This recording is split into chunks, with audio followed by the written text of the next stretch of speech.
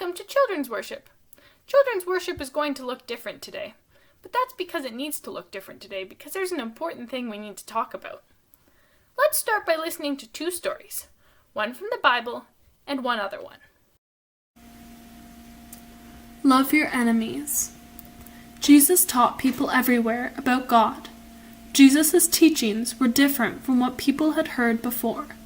This made people curious about what Jesus had to say. One day, Jesus was talking about how to treat your enemies. Jesus said, "If someone hurts you, don't hurt them back." Wow, that was different. Then Jesus said, "If someone asks for your help, say, 'Sure.'" People hadn't always thought like that before. "And remember to share what you have with other people," he said. Jesus had the people thinking. Then Jesus said a very important thing. Everyone says, love your friends and hate your enemies.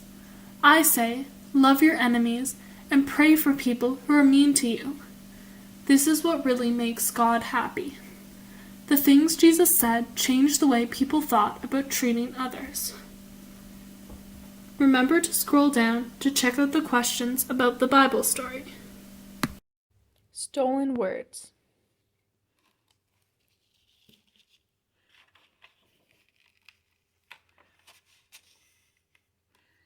She came home from school today, skipping and dancing, humming a song under her breath, clutching a dream catcher she had made from odds and ends, bits of string, plastic beads, and brightly colored feathers. Her glossy braids danced against her shoulders, swaying with her, black as a raven's wing. "Grandpa," she asked, clutching his hand, spinning under his arm before dropping it again. "How do you say grandfather in Cree?" He stopped breathing for a moment, a lifetime to a 7-year-old. He looked down at her sadly. "I don't remember," he answered. "I lost my words a long time ago." A frown clouded her face. "How do you lose words, Grandpa?" she asked. "They took them away," he answered. She thought for a moment. "Where did they take them?" she asked. "Where they took all of us," he said. "Away from home, away from laughter and soft words, away from our mothers who cried for us." She reached for his gnarled hand. "Who took you away, Grandpa?" she asked quietly. "Men and women dressed in black, talking to us with words we did not know," he answered. They reached home and sat on the stairs together. "Where did they take you, Grandpa?" she asked. "Away to a school that was cold and lonely, where angry white faces raised their voices in their hands when we used our words," he answered.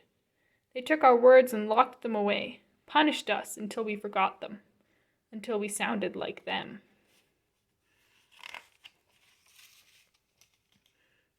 Harsh, sharp words, so different from the sound of our beautiful ones. She touched his weathered face, tried to wipe the sadness away with her soft hands. She looked down at her lap and handed him the dream catcher that she had made for her room.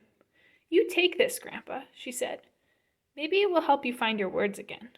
He smiled at her, his granddaughter, and touched her innocent face, a face that had never known hard words or raised hands. He smiled and kissed her head. The next day she skipped out of school again, smiling widely at her grandfather. She stopped in front of him and took a deep breath. "Tanse, Nimisum," she said. His eyes widened. She smiled brighter than the sun. "I found your words, Grandpa," she said. She pulled a tattered, well-worn paperback out of her book bag. "Introduction to Cree," it said.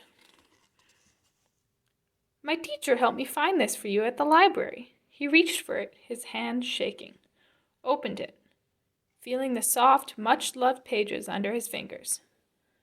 "Nosum," he whispered. Granddaughter. The word felt familiar in his mouth. It felt like his home, his mother. He turned the pages of the book carefully. Musinuigan, book. He turned another, word after word. Pikisquin, Language. His words. Pages and pages of them. He looked at his granddaughter, his Moisim. Thank you. Tinky, he said.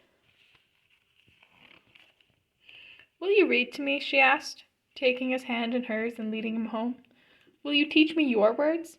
His heart danced as he nodded, holding the book against his chest.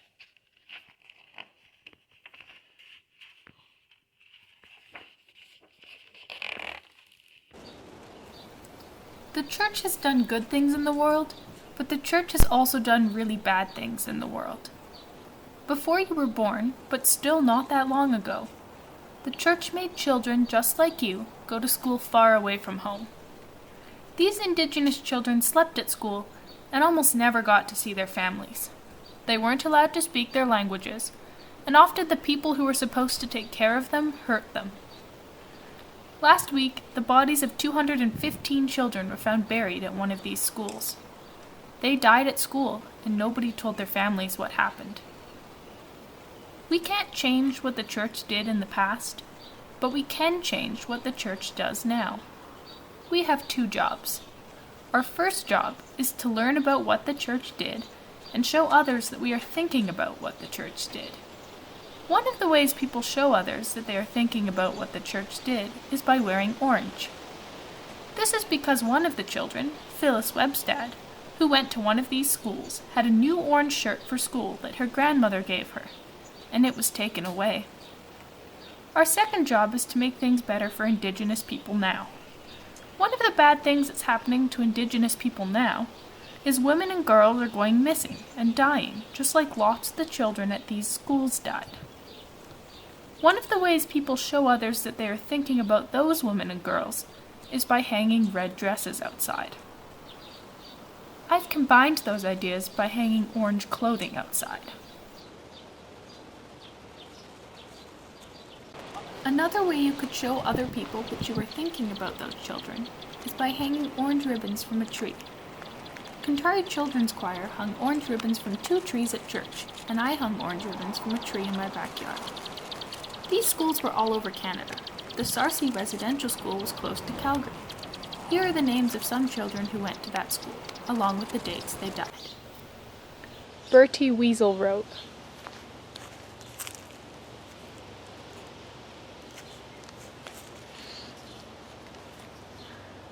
Billy Big Plume,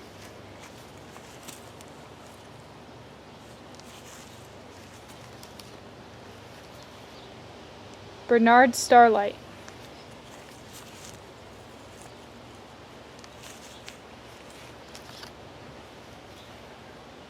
Billy Stabbing First,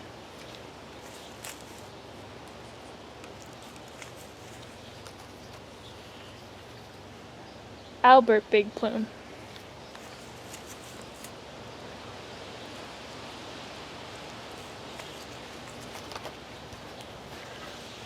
Bobby Many Wounds,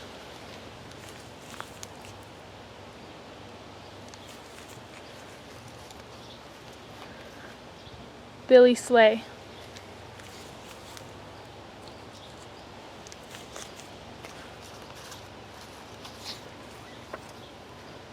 Walter Big Crow,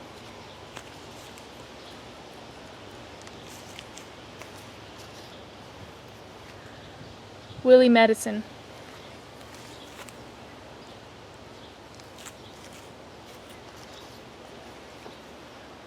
Robert Running in the Middle,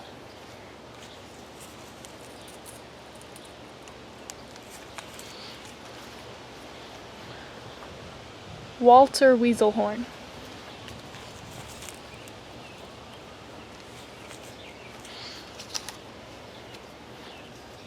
Simon Big Road,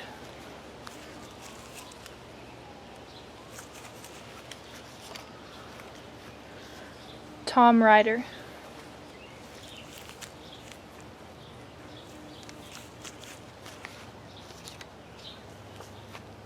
Sarah Knight,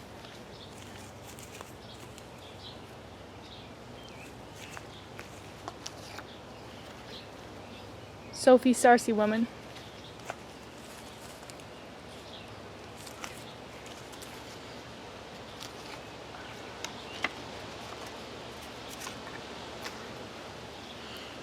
Edgar Cathrobe,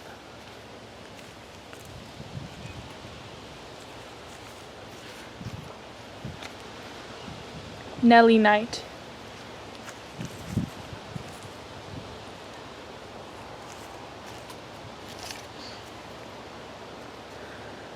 Pat Dodging Horse,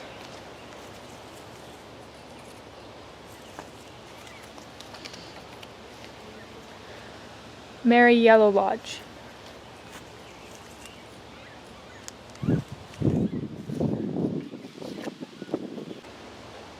Pierre Bulldog Fly,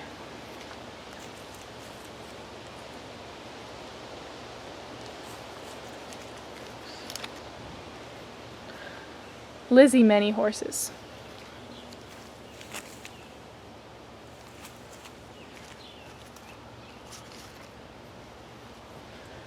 Ralph Crowded That Way,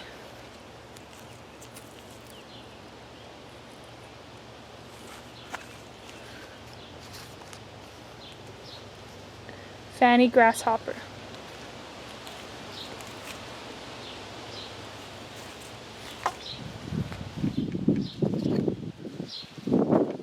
Leo Sleeping Wolf,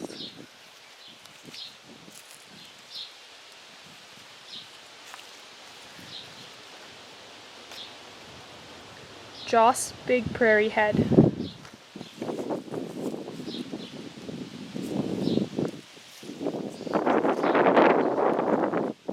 Reginald Starlight,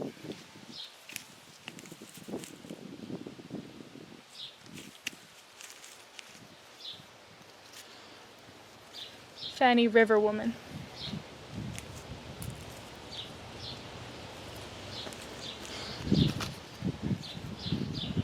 John Sarcey Reserve,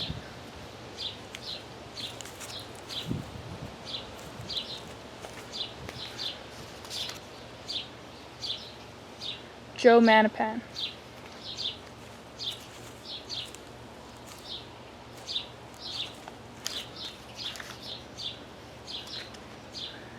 Jack Big Prairie Head,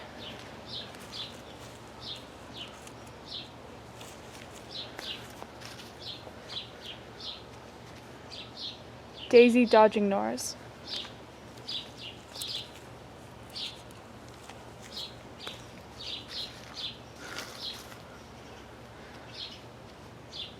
James Crowshield,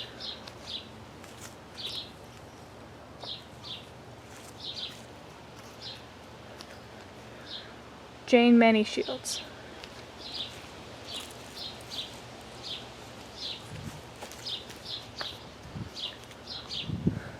Leo Crowchief,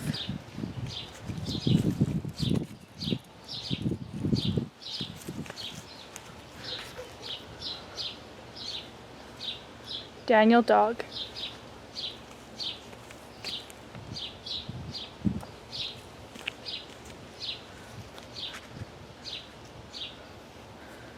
and all those children who are unnamed.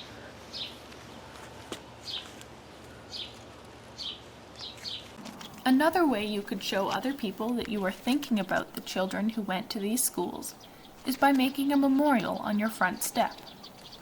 Some things you could include in this memorial are orange things, a doll or a stuffed animal, a pair of children's shoes, flowers, or a candle. I've also included a book that is partially in Cree, a language some of these children spoke, and a picture of some of the children who went to the Sarcey Residential School. By now you might be wondering, how does this relate to our faith? Well, first of all, God made everyone unique for a reason, and these schools didn't respect that. The Bible also talks about two kinds of relationships, our relationship with God and our relationships with each other. For example, think about the 10 Commandments. Some of them talk about how we should treat God, and some of them talk about how we should treat each other. There's a verse in Matthew that says we should say sorry to people who are upset with us before we worship God. Finally, consider the story of Isaiah. When God needed someone to talk to people who were doing wrong things, Isaiah said, "Here I am." We can be like Isaiah and say, "Here I am," in relation to healing the relationship between the Church and Canada's Indigenous people. Today I would like to sing a children's blessing song, which was gifted to us by Cheryl Sawapagaham, who is of Cree and Dene descent.